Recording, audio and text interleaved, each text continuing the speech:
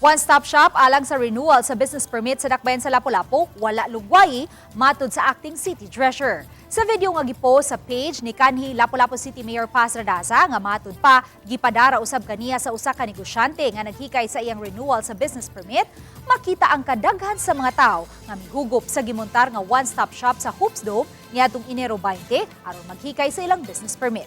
Base sa post, giyong hinay ang pag-irog sa linya sa mga nagpa-assess hinungdan nga nagabihan kini.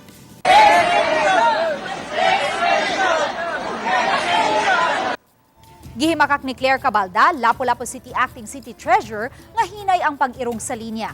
Iyang gihulagway nga hilabihan lang yun kadaghan ang mga magbubuhis nga mihugop sa Hoops Dome niya ng adlaw aron maghikay sa ilang business permit. Inay kutob lang sila sa alas 8 sa gabi, naabdan sila og alas 10 sa gabi nga may 1,310 pa ka mga tao nga galinya aron mubayan.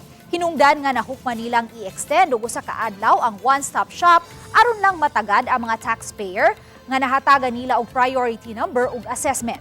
Kaganiha, bukas gihapon ang one-stop shop sa Hoops Dome apan gipatuman na ang 25% nga surcharge ug 2% nga interest.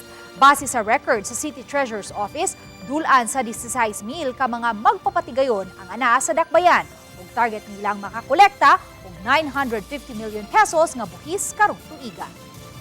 Ako argue makita nga rason nga nganong nidagsa to is because of the sinulog nga event nga murag nagdungan ba si sinulog og ang renewal diri or ang deadline and then wa tay abli pag Sunday. It was the first time nga ato kadaghan nga nagdungan og pamayad.